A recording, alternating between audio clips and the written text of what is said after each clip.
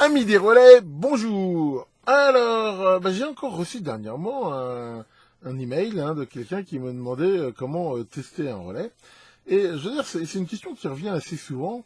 Et même si le relais est un composant, comme on va le voir, qui est relativement simple, je peux concevoir que pour des débutants, c'est pas si simple. Donc voilà, aujourd'hui, je fais une vidéo justement, donc plutôt pour des débutants.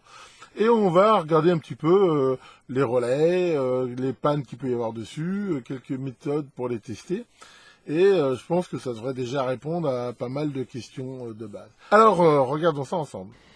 Bien, alors, on va commencer, comme d'habitude, déjà à faire un petit rappel théorique très rapide sur qu'est-ce qu'est un relais. Un relais, c'est un dispositif électromécanique qui est schématisé souvent de la façon suivante, c'est-à-dire une bobine, comme ça, et ici un certain nombre de contacts avec différentes topologies, ça peut être ça, ça peut être ça, ça peut être des choses comme ça. L'idée c'est quoi? L'idée c'est que la bobine ici c'est un électroaimant qui en est à pouvoir attirer une palette et qui va en gros manœuvrer ses interrupteurs, parce qu'en gros on peut le voir comme ça, c'est un interrupteur on va dire commandé par une bobine. Alors c'est quoi rapidement l'intérêt des relais? Je rappelle, il y en a deux principaux. Le premier c'est de permettre de commuter avec un faible courant de très fort courant. Ça c'est ce qu'on va par exemple trouver dans une automobile. On va pouvoir commuter des feux. Les phares d'une voiture, ça consomme plusieurs ampères. Si on voulait les commander à partir du commodo de la voiture, on serait obligé de passer des fils avec une très forte section, une très grande longueur, ce qui ferait des pertes et des coûts. Donc là, généralement, on va utiliser un relais. L'avantage, c'est que le relais, la bobine consomme très peu, donc on peut le commander avec un fil qui est petit. Et derrière, on peut commander les deux phares ou ce qu'on veut, des longues portées, avec beaucoup de courant. Donc ici, ça c'est vraiment une des utilisations. Mais celle qui est sans doute la plus fréquente après, c'est l'isolation galvanique. Parce qu'on voit bien que, vu que le couplage entre la bobine ici et les contacts est mécanique, il n'y a aucun contact électrique entre les deux. Et cette isolation, c'est ce qui va permettre, par exemple, avec un système à basse tension isolé comme un Arduino, pourquoi pas, de commander, je sais pas, des lampes, des résistances électriques, un radiateur, n'importe quoi, qui est sur le secteur, par exemple. Donc ça, c'est la chose la plus fréquente. Donc voilà comment ça se présente. Alors, bon, je ne vais pas parler aujourd'hui des relais bistables, j'en ai déjà parlé avec deux bobines et tout. On va vraiment partir des relais les plus simples. De façon pragmatique, on va regarder un petit peu quelles sont les pannes les plus fréquentes qu'on peut avoir sur les relais et aussi comment tester le dit relais. Alors, dans le relais, donc on peut voir, il y a deux parties complètement distinctes. Il y a la bobine et les contacts. La bobine, c'est un électroaimant. Donc on peut le voir sur ce relais là, on la voit très très bien. C'est donc un certain nombre de spires fait autour d'un noyau magnétique qui, quand la bobine est parcourue par un courant, donc va engendrer un champ magnétique qui va attirer la palette qui fait marcher les aimants. Cette bobine, comme n'importe quelle bobine, elle a une certaine résistance qu'on peut mesurer en ohms. Cette bobine, elle est calculée pour avoir une tension nominale donnée. Elle engendre un champ magnétique suffisant déjà pour attirer la palette et la maintenir collée pendant une période très grande. Elle va dissiper une certaine puissance pour faire ça, donc chauffer un petit peu, mais enfin, je veux dire, c'est calculé pour. Comme j'en ai aussi déjà souvent parlé, il faut mettre souvent ici cette fameuse diode dite de roue libre, qui permet, lorsque l'on coupe le relais, qu'on interrompt la bobine, d'éviter une trop forte surtension. Alors cette diode, il arrive, on va le voir des fois, qu'elle est intégrée dans le relais, surtout sur les relais de faible puissance généralement. Et donc ça, on va voir qu'il faut éventuellement en tenir compte lors du test. Ensuite, il y a les contacts, et ces contacts, donc, ils sont souvent comme ça, de type normalement ouvert. Ça veut dire que quand le relais n'est pas actionné, le contact est ouvert. Et donc il sera fermé quand le relais sera actionné. Il peut être de type NC, normally close. Donc là, c'est l'inverse, c'est-à-dire en fait, le fait d'actionner le relais coupe le contact. Et très souvent, ils sont de type inverseur. Donc souvent, il y a un commun, souvent noté C. Et là, par exemple, il y a un normally close et là, un normally open. Et quand on actionne le relais, ça fait marcher un inverseur. Alors, selon les relais, il peut y avoir plusieurs contacts. Il y en a qui ont un seul contact comme ça. Il y en a qui ont un seul contact mais normally close. Il y en a qui ont des inverseurs. Il y en a qui ont deux inverseurs, trois inverseurs, quatre inverseurs. Enfin, dans le temps, surtout les relais téléphoniques, il y en avait, c'était phénoménal. Il y avait, je sais pas combien, 20 inverseurs dessus. Enfin, donc voilà le principe. Qu'est-ce qui peut tomber en panne sur un relais? Ce qui peut tomber en panne, et ben c'est pareil, on va trouver un petit peu cette dualité. Ça peut être la bobine, et cette bobine, généralement, elle peut soit être coupée, donc ça, à ce moment-là, bah, il y a plus, le fil est interrompu pour X raisons, et bah, bien sûr, la bobine ne fonctionne plus, donc le relais ne fonctionne plus. La bobine peut être en court-circuit, ça arrive, c'est par exemple, elle a trop chauffé, le vernis est pas bon, ça a mis des spires en court-circuit, donc généralement c'est cumulatif. Alors ça se termine quand même généralement par une bobine coupée, mais j'ai déjà vu des bobines en court-circuit, ou du moins avec des résistances très faibles. Quand il y a une diode intégrée, ça peut arriver que ce soit elle qui soit pas bonne. Alors quand elle est pas bonne, généralement c'est qu'elle s'est mise en court-circuit, et justement elle court-circuite la bobine. Parce que si au pire la diode ici elle est ouverte, bah, c'est pas, enfin, ça n'empêche pas le relais de fonctionner, ça fait éventuellement par exemple des surtensions. Et après il y a au niveau les pannes possibles au niveau des contacts. Donc au niveau des contacts, qu'est-ce qui va se passer? Comme tout interrupteur, il se peut arriver que bah, pareil, il soit carrément coupé, hein, dans la mesure où pour X raisons, par exemple à force, hein, ici de faire des ouvertures de contact et autres, bah, ça finit par charbonner, hein, surtout si on n'a pas mis de protection au snubber, hein, comme j'ai déjà parlé. À chaque fois que le contact se ouvre et se ferme, surtout s'il commande des charges inductives, ah bah ici ça fait une petite étincelle. Alors ça a beau être des contacts qui sont prévus, hein, c'est un petit peu dans l'idée des vis platinées dans le temps. À force ça finit par étinceler, donc à bouffer le métal. Et bah, ici à la fin ça peut carrément avoir tellement bouffé le métal que le contact se fait plus. Ça peut aussi souvent en fait le faire qui se fait, mais il a tellement charbonné qu'il a une résistance. Il se peut aussi que ça fonde complètement.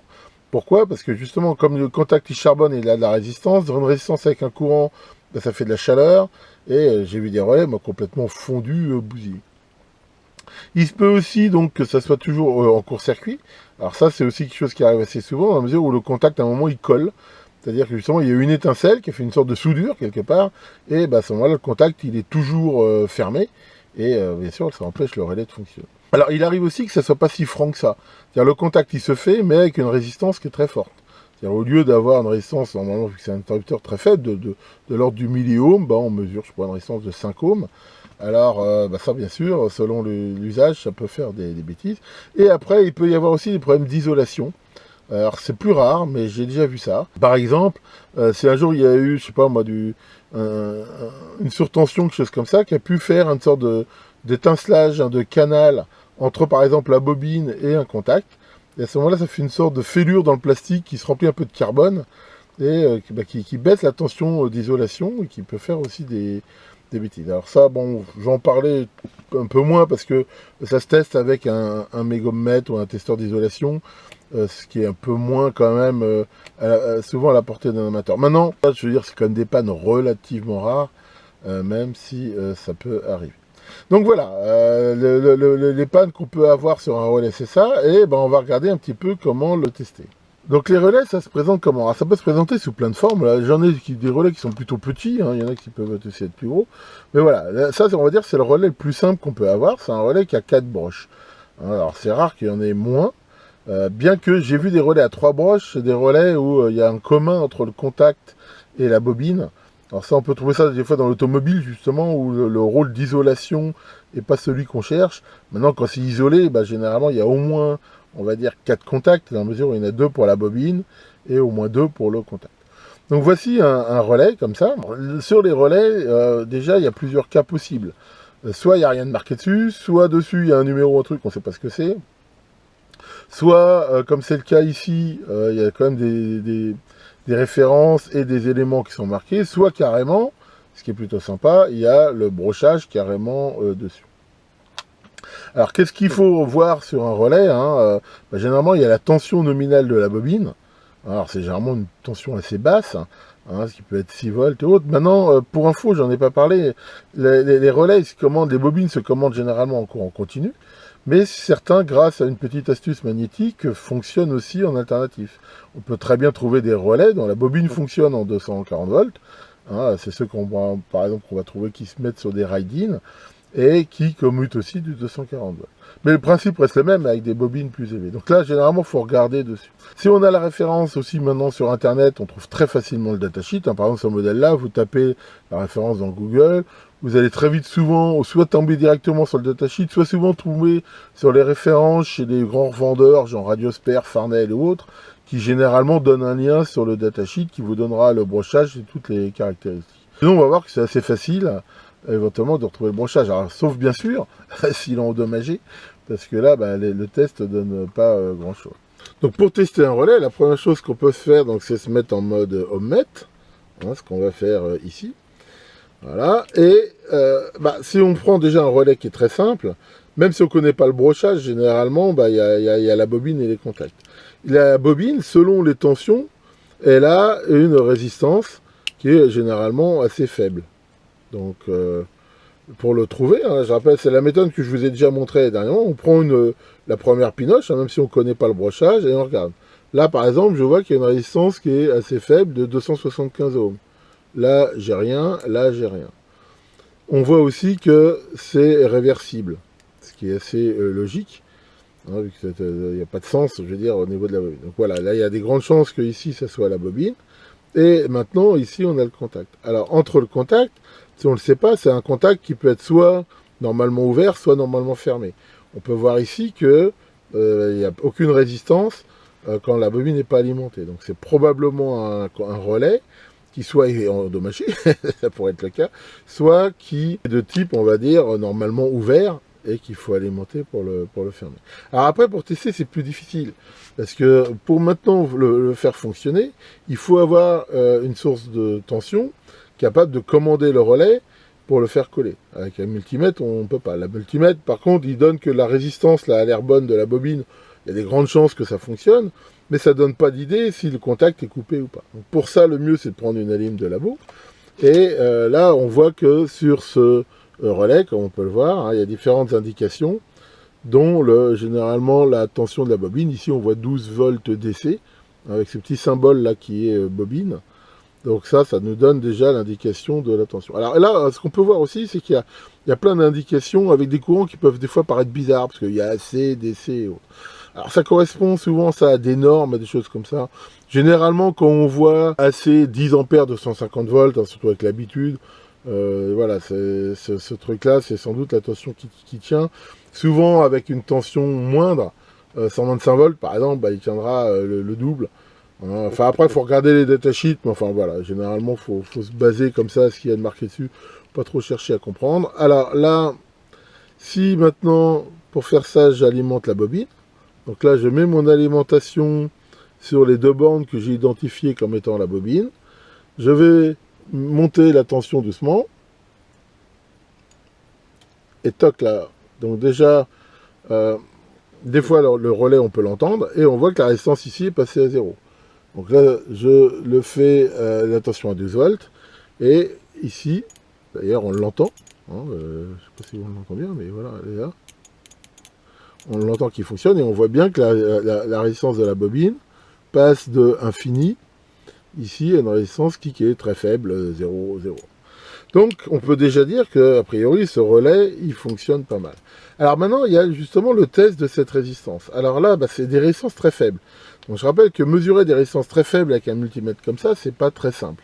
Soit on dispose d'un système à mesure Kelvin, j'en ai déjà parlé, à 4 fils, pour faire ça, mais le mieux c'est que si on a une alimentation à limitation de courant, comme par exemple celle-ci, là, là le truc il est censé pouvoir commuter 10 ampères, là je peux régler ma limitation de courant déjà par exemple à 2 ampères, et lui faire carrément commuter ici les 2 ampères avec une alim. Alors là bien sûr, des fois il faut avoir 2 alimes, il y a celle qui alimente la bobine, et celle qui alimente le contact. Alors ça, c'est une très bonne façon de les tester, voilà, sachant qu'on peut à ce moment-là aussi mesurer la tension aux bornes du contact, voilà, et ça va nous donner une très bonne idée de sa résistance. Alors là, ça va être sans doute des millivolts, ça nous donnera la résistance. Donc allons-y, donc là je vais alimenter la bobine, voilà, donc là il commute bien 2 ampères, ici, et je mesure une tension, bon là le sens on s'en fout, de 7,5 millivolts.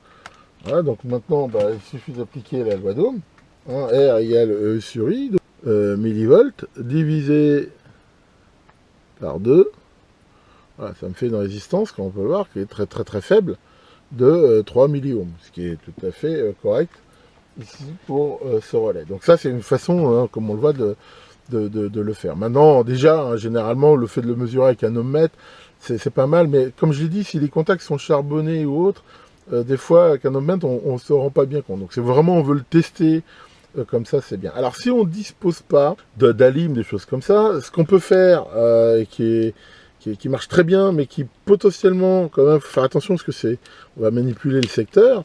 Bah, très souvent, quand on a un relais comme ça, un relais, il est fait pour commander une charge sur secteur. Donc rien n'empêche de se faire avec, comme je vous ai montré là, mon petit système avec une bête ampoule.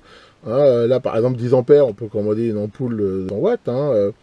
Et ben, de faire un montage pour mettre une ampoule de 100 watts commandée ici par le relais, et déjà l'essayer. Donc si déjà l'ampoule s'allume franchement et que le relais ne fait pas de bruit, ne chauffe pas, c'est plutôt une bonne chose.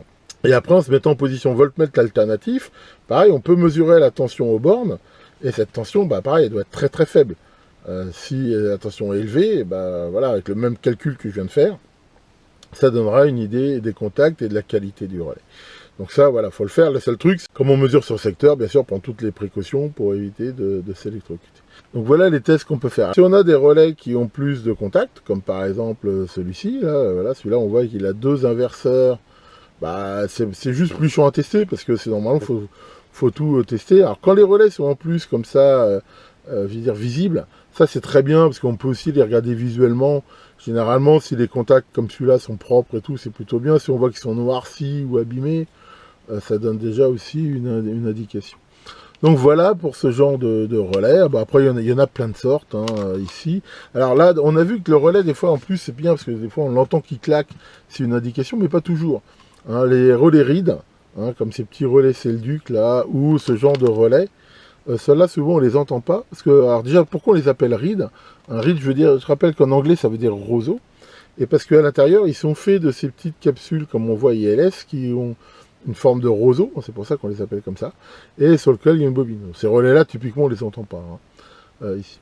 Alors, comme je disais, il faut faire attention.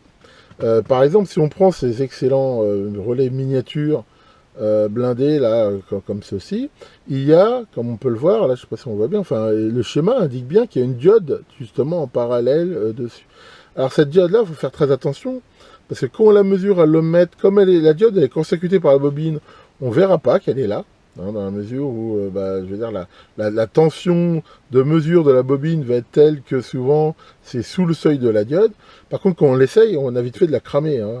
Donc, pour faire ça, comment on va faire? Ce qu'il faut, c'est mettre une alim avec une limitation de courant ou une résistance en série, et augmenter tout doucement la tension. Quand on voit que le courant passé 0,6 volts, toc, il augmente très vite, c'est qu'on est dans le sens passant de la diode, et qu'on la met à l'envers, et sinon, généralement, le courant, il augmente beaucoup moins, et à ce moment-là, on peut tester le relais. Donc voilà, en gros, les méthodes. Alors, encore une fois, si on ne connaît pas du tout le brochage d'un relais, ici, la méthode, je vous l'ai montré, on prend une pine, et on teste avec toutes les autres. Généralement, la bobine, de toute façon, ça va être vite vu, parce qu'on va trouver une résistance qu'avec une autre pine. Donc ça, c'est assez facile. Et après, les contacts, c'est pareil, on cherche. On va vite trouver ceux qui sont, je veux dire, normalement fermés. Après, on l'alimente et on cherche aussi pour trouver normalement ouverts. Bon, maintenant, c'est très normalisé. Voilà, ceux-là, par exemple, c'est très courant. C'est des inverseurs. Des fois, comme on l'a vu, c'est marqué dessus ou en dessous. Donc vraiment, c'est généralement assez facile. Surtout, comme je l'ai dit, avec Internet, maintenant, on trouve assez facilement. Quelques questions aussi. Alors déjà, pour les tester, est-ce qu'on est obligé de les dessouder? Alors, la réponse, elle est oui et non, mais souvent, on peut quand même éviter. Alors pourquoi? Parce que si on regarde comment c'est fait un relais dans un circuit, généralement, c'est très souvent, la bobine, elle va être alimentée comme ça, par rapport à, alors soit au plus, avec ici, alors généralement, ça va être un transistor, un FET ou quelque chose qui va le commander, avec, comme je l'ai dit, très souvent une diode ici qui peut être interne ou externe, ou c'est plus rare, mais pourquoi pas, le relais il est mis par rapport à la masse, voilà, tac, tac, tac, tac, tac, avec généralement ici un transistor PNP ou un FET qui va bien, et comme ça. Alors, et dans ce cas-là, la diode, souvent, elle est ici. Alors, est-ce qu'on est obligé de les dessouder? Non, en fait, il y a une astuce. Alors, la mauvaise pratique, que je ne conseille pas, c'est d'essayer d'alimenter le relais directement ici. On va mettre ici une alim, par exemple 5 volts, entre ça et ça. Alors on peut le faire, mais c'est pas à mon avis la meilleure idée. La meilleure idée, ce que je fais très souvent, c'est que j'alimente le circuit normalement. Hein, c'est-à-dire que là, par exemple, je mets 5 volts. Et bah, ça, on peut très facilement, avec un fil, court-circuiter ici le transistor là ou ici, sans risque. Parce que généralement, c'est un conducteur ouvert, bon, on court-circuite, ça fait aucune bêtise. Et c'est ça la meilleure façon. Donc très souvent, moi j'alimente le circuit, je court-circuite ici, et bah, soit déjà le relais on l'entend qui fait clic-clac, et puis là bah, on peut tester souvent les contacts. Donc ça c'est plutôt quelque chose qu'on peut faire. Alors là il faut aussi se méfier, c'est qu'il arrive dans les pannes, très souvent que ce soit la diode ici qui soit en court-circuit. Alors ça on le voit, parce que si qu'au moment où on court-circuit, bah, on voit une très forte augmentation de courant, bah, et que le relais en plus marche pas, c'est souvent la diode ici plus que le relais qui est fautive. Dans ce cas-là, il faut en dessouder au moins une patte et regarder si à ce moment-là ça marche ou éventuellement tester la diode. Et donc ça c'est quelque chose auquel il faut faire attention.